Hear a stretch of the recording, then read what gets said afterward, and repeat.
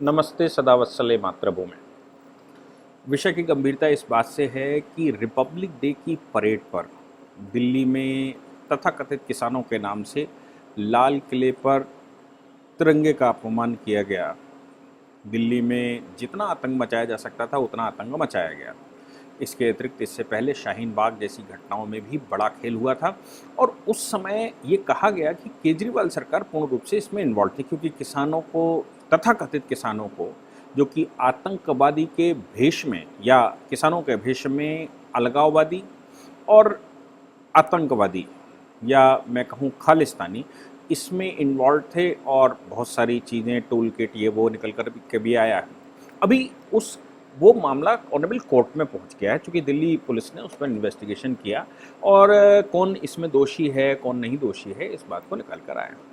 बात यहाँ पर आई कि दिल्ली पुलिस जब उसमें चार्जशीट लगा रही है या लगा दी है तो दिल्ली पुलिस उसका मुकदमा लड़ेगी। किसके खिलाफ? एक्यूज्ड के खिलाफ, जिन्होंने दिल्ली में यह आतंक मचाया, लाल किले के पर ध्वज को तोड़ा और वो आतंक जो वो दूसरा ध्वज लगा दिया जिसमें कि अलगाववाद का चिन्ह शामिल था। ऐसे बहुत सारी चीज़ें, उस पर असली वीडियो, नकली वीडियो, आगे की पीछे की बहुत सारी चीज़ें। लीगली बात यहाँ पर आती है कि दिल्ली सरकार ने उनको परमिशन दी, परमिशन के बाद वो वहाँ से मूव कर रहे थे। अब सवाल ये आता है कि दिल्ली सरकार को परमिशन क्यों देनी पड़ी या क्यों दे रही है, और दिल्ली अब क्यों केजरीवाल प्रतिष्ठा लगाए हुए हैं और ये कह रहे हैं कि उस मामले में दिल्ली सरकार की इंसल्ट हो रही, केजरीवाल की इंसल्ट हो रही और केंद्र सरकार और एलजी उनकी इंसल्ट कर रहे हैं, क्योंकि उनकी मनमानी जो वो करना चाहते थे वो हो नहीं पा रही है और एक्यूज्ड को सज़ा दिलाने के लिए वहाँ पूर्ण रूप से प्रयास चल रहा है। दिल्ली पुलिस केस अच्छा बना चुकी है। मामला यहाँ पर था कि दिल्ली में एलजी ने 11 एडवोकेट्स की एक लिस्ट, जो कि मुकदमा तो हालांकि दिल्ली पुलिस ने ही फाइल किया था, दिल्ली पुलिस ने ही इन्वेस्टिगेशन किया और ये तरीका भी होता है कि पुलिस ने इन्वेस्टिगेशन किया तो पुलिस अपनी मर्जी का एडवोकेट भी खड़ा करता है फ्रॉम द पैनल्स, जो भी राज्य ने पैनल बनाए होते हैं उनमें से खड़ा करता है। और अगर कुछ स्पेशल केस होता है तो पुलिस उस मामले में राज्य सरकार से अनुमति मांगती है कि हम इसमें स्पेशल प्रोसिक्यूटर खड़ा करना चाहते हैं, जो रेगुलर प्रोसिक्यूटर्स हैं उनको हम नहीं खड़ा करना चाहते। दिल्ली पुलिस ने भी ऐसा ही किया। उन्होंने इन्वेस्टिगेशन के बाद जब वो केस कोर्ट में गया तो उन्होंने 11 एडवोकेट्स का पैनल एलजी को भेजा और उन्होंने कहा कि भाई हमको इन वकीलों के तरह स्पेशल प्रोसिक्यूटर इनको अनाउंस कर दीजिए, इनके थ्रू हम मुकदमा लड़ना चाहते हैं। क्योंकि आफ्टर ऑल दिल्ली पुलिस को कोर्ट में प्रेजेंट करना चाहिए था, तरीका तो यही है कि जिसने चार्जशीट बनाई है वो कोर्ट में प्रेजेंट करेगा, लेकिन उसके पास अपने अधिकारी होते हैं जो पुलिस का आला अधिकारी होता है। मैं आपको बता दूं कि प्रोसिक्यूटर जो कोर्ट में खड़ा होता है वो पुलिस का आला अधिकारी माना जाता है। आला अधिकारी मतलब वो गस्टेड ऑफिसर ऑफ पुलिस माना जाता है, वो सरकार का अधिकारी नहीं होता है। तो यहाँ पर विषय ये फंस गया कि दिल्ली पुलिस किसी से मुकदमा लड़वाना चाहती है। उसने अपनी एक लिस्ट बनाई, एलजी से कहा अनुमति दे दी जाए, स्पेशल प्रोसिक्यूटर उसमें प्रेजेंट होंगे।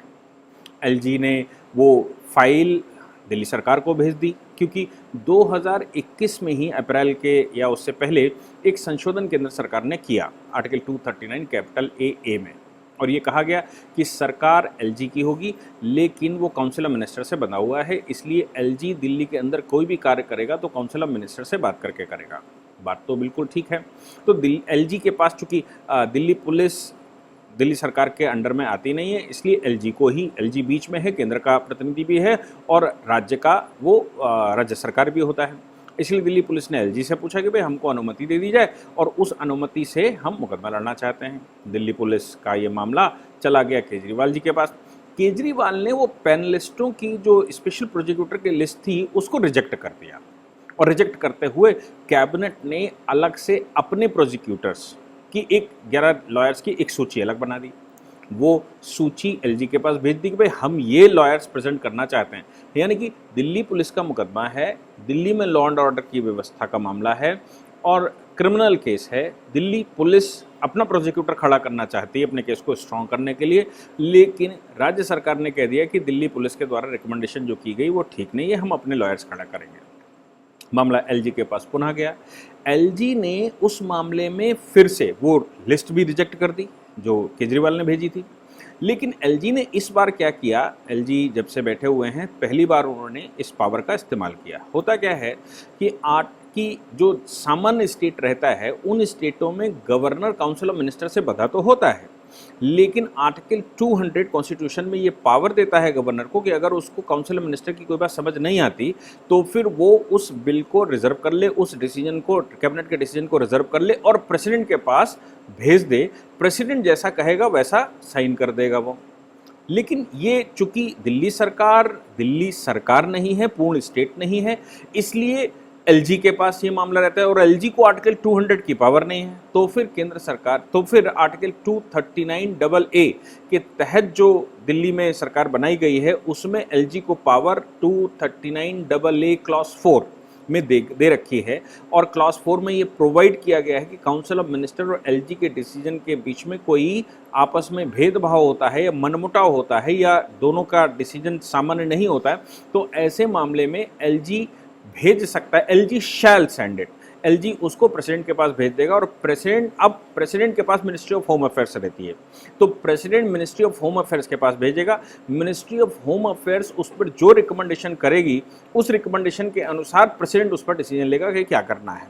यानी कि, और इस मामले में तो खासतौर से डिसीजन प्रेसिडेंट को लेने का अधिकार है क्योंकि दिल्ली पूर्ण स्टेट नहीं है और पूर्ण स्टेट ना होने की वजह से जो केवल डेवलपमेंट के प्रोजेक्ट हैं वो दिल्ली सरकार के पास रहते हैं, बाकी के लॉ एंड ऑर्डर की सिचुएशन सब केंद्र के पास रहती है। हालांकि अभी भी उसमें क्लैरिटी नहीं है जो होनी चाहिए थी। क्लैरिटी मैं आपको इसमें इंटरप्ट कर रहा हूँ, बीच में क्लैरिटी की बात इसलिए कह रहा हूँ क्योंकि दिल्ली के अंदर लॉ एंड ऑर्डर की सिचुएशन केंद्र सरकार की है, लेकिन दिल्ली में जो धरने, प्रदर्शन और इंक्रोचमेंट और ये सब कुछ चलता है उसकी अनुमति दिल्ली सरकार देती है। तो जब लॉ एंड ऑर्डर की सिचुएशन केंद्र के पास है तो उसकी अनुमति भी केंद्र सरकार को ही देनी चाहिए, क्योंकि अगर इस प्रकार की अनुमति दी जाती है और उसमें गड़बड़ी होती है तो रिस्पॉन्सिबिलिटी तो दिल्ली पुलिस की बन जाती है और दिल्ली पुलिस कटघरे में खड़ा हो जाती है।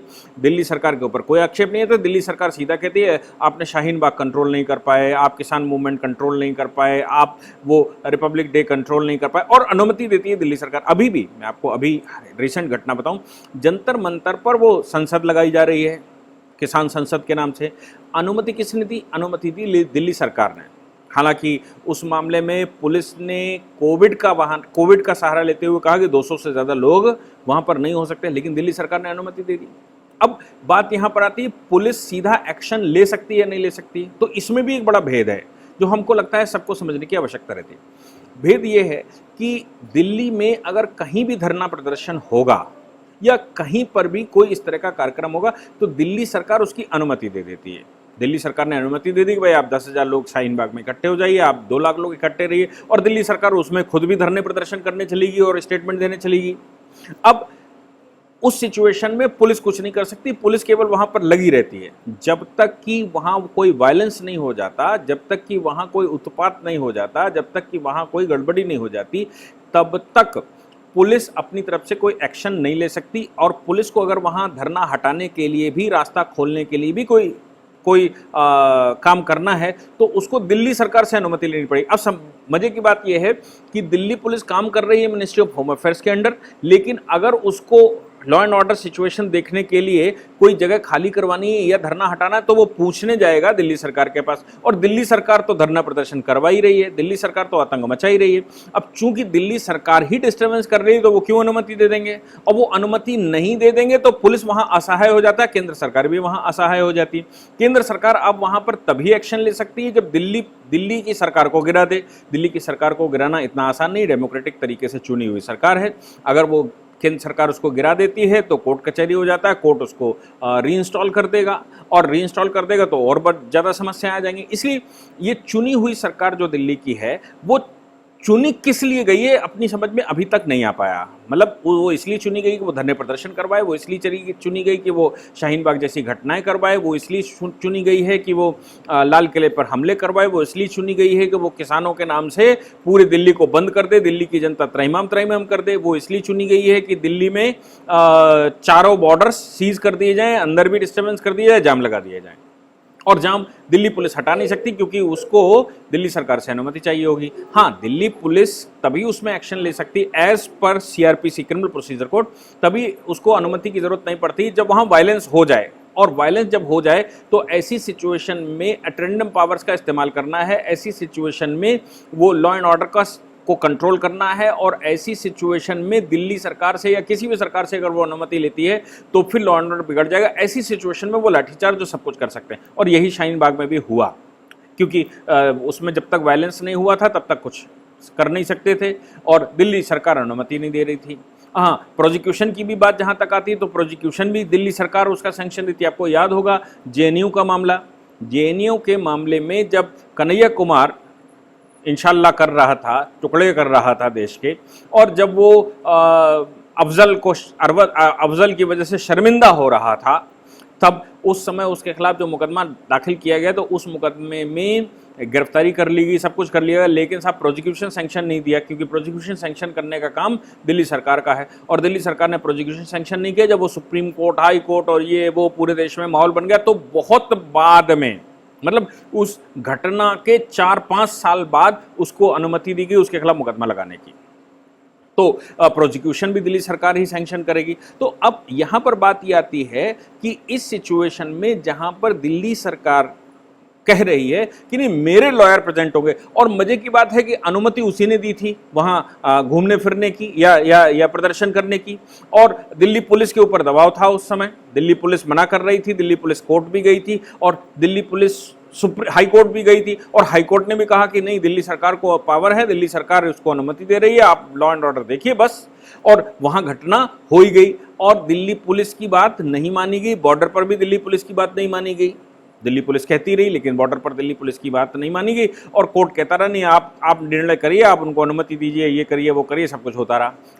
कुछ बेंचें कुछ कहती रही, कुछ बेंचें कुछ कहती रही, ऐसा बड़ा हलमाल उस समय रहा। अब सवाल ये आता है कि अगर दिल्ली सरकार अपने लॉयर्स खड़ा करती है तो फिर दिल्ली सरकार क्या किसानों का पक्ष लेगी या फिर दिल्ली पुलिस का पक्ष लेगी? तो जाहिर सी बात है, चूंकि किसानों के साथ आप, तथाकथित किसानों के साथ, आतंकियों के साथ आप खड़े हुए थे, इसलिए आपने तो उनका ही साथ लेना, और लॉयर भी आपने उन्हीं के आपने खड़े कर दिए। तो क्या ये दिल्ली पुलिस का केस रह जाता है? ये तो केस दिल्ली सरकार और किसानों की तरफ से दोनों ही, तथाकथित किसानों की तरफ से दोनों ही खड़े होंगे। किसान अपने डिफेंस में भी खड़े होंगे और प्रोसिक्यूशन की साइड से भी किसानों का ही मुकदमा लड़ा जा रहा होगा। तो क्या फेयर जस्टिस होने की संभावना इसमें है? अब दिल्ली सरकार उस पर प्रेस्टीज इशू ये लगा रही है कि साहब चुनी हुई सरकार है हमारी और इतने प्रचंड बहुमत से हम चुनकर आए हैं, इसलिए हमें आतंक फैलाने का राइट है, हमें वहाँ कुछ भी करने का राइट है, और हमको वहाँ ऊधम मचवाने का राइट है, हमको धरने प्रदर्शन करवाने का राइट है, हम अनुमति देंगे, हम चाहें तो धरने करवाएं, हम चाहें तो ना करवाएं। कमाल की बात है। तो अब वो कह रहे हैं कि ये हमारी इंसल्ट हो गई। इंसल्ट हो गई मतलब प्रोसिक्यूशन हमारा क्यों नहीं है, प्रोसिक्यूशन दिल्ली पुलिस क्यों सैंक्शन करेगी, प्रोसिक्यूशन दिल्ली पुलिस के लोग क्यों वकालत के रूप में जाएंगे? अरे भाई, आपको वाकई में लगता है कि किसानों के साथ इनजस्टिस हो रही है, तथाकथित किसानों के साथ, तो फिर आप उसमें पार्टी बन जाते। आप दिल्ली जहां मुकदमा चल रहा था वहां पर जाकर एक इंटरवेंशन एप्लीकेशन डालते और कहते दिल्ली सरकार को भी वहां इंटरप्लीडर माना जाए, और इम्प्लीड दिल्ली सरकार इम्प्लीड हो जाती तो दिल्ली सरकार के अपने एडवोकेट्स भी खड़े हो जाते। लेकिन दिल्ली पुलिस की तरफ से जो मुकदमा लड़ना था वो दिल्ली पुलिस के ही एडवोकेट लड़ते, तो आप अपनी बात भी कह लेते और दिल्ली पुलिस अपना केस भी लड़ लेती, और किसानों के खिलाफ जो प्रोसिक्यूशन चल रहा था उसमें आपको लगता है कि कुछ गलत हो रहा था तो आप अपनी बात वहां कह लेते। लेकिन आप क्या चाहते हो? आप चाहते हो दिल्ली पुलिस अपना पक्ष वहां रख ही ना पाए, और पक्ष दिल्ली पुलिस का अगर कोई रखे तो वो मेरे लॉयर्स रखें और मेरे लॉयर्स वैसा पक्ष रखें जैसा हम रखवाना चाहते हैं, और जब वो मुकदमा छूट जाए और मुकदमे में ये सब कुछ लगाया जाए कि नहीं साहब गलती हो गई और वो कोई आतंकवादी घटना नहीं थी, कोई उसमें बाहर के लोग नहीं थे, उसमें कैनेडियन अलगाववादी भी नहीं थे, उसमें खालिस्तानी नहीं थे, ये सब कुछ आप सिद्ध कर लें, फिर उसके बाद आप पॉलिटिक्स करें और पॉलिटिक्स में आकर खड़े हों और साथ में ये कहें कि दिल्ली की केंद्र सरकार ये सब कुछ बनाना चाहती थी, लेकिन देखिए साहब दूध का दूध और पानी का पानी हो गया। आपका स्वभाव मेरी समझ में नहीं आया कि आप क्या करना चाहते हैं और आप क्यों ऐसा करना चाहते हैं। क्या आप देश में शांति देखना चाहते हैं? आप मदरसों को फंडिंग करते हैं, आप मज़ारों को, वो मौलवियों को फंडिंग करते हैं, आपको चर्च अच्छे लगते हैं, आपको वहाँ जो कन्वर्जन चल रहा है वो कुछ लोगों को अच्छा लगता है, कुछ लोगों को वहाँ शाहीन बाग अच्छा लगता है, अंकित शर्मा की हत्या आपको अच्छी लगती है, आपका पार्षद करवाता है, आपके संजय सिंह के साथ उसके रिलेशन, उसके फ़ोन कॉल्स वहाँ पाए जाते हैं। लेकिन इन सभी मामलों में आप सबको छुड़ाना चाहते हैं और दिल्ली पुलिस और केंद्र सरकार को आप कटघरे में खड़ा करना चाहते हैं। मैं समझ नहीं पाया कि आप किस तरह की राजनीति कर रहे हैं, या आप देश को बर्बाद करने का काम कर रहे हैं। आप देश में इंसाफ, लॉ एंड ऑर्डर चाहते हैं, या फिर आप देश में केंद्र की सरकार गिराकर जिहादियों की सरकार बैठाना चाहते हैं। वाह भाई दिल्ली के मुख्यमंत्री और वाह भाई दिल्ली के लोग। कमाल है दिल्ली के लोगों का कि दिल्ली के लोगों ने किस प्रकार से अपना वोट दिया और कैसे फुल फ्लैश बहुमत की सरकार है, जिससे वो कह रहे हैं कि मेरी इंसल्ट हो रही, इस वोट की इंसल्ट हो रही है। जो वोट बिजली पानी को फ्री करने के लिए मुझे दिया था, वो वोट केवल बिजली पानी फ्री करने के लिए नहीं दिया था, आतंक मचाने के लिए भी दिया था, और हमको आतंक मचाने नहीं दे रहे और मुकदमा भी नहीं लड़ने दे रहे। कमाल है दिल्ली सरकार। Thank you very much. यदि आप लॉ पढ़ना चाहते हैं तो कहीं और ना जाकर हमारे ऐप dkdubey.com जल्द से जल्द डाउनलोड करें। डाउनलोड लिंक डिस्क्रिप्शन में अवेलेबल है।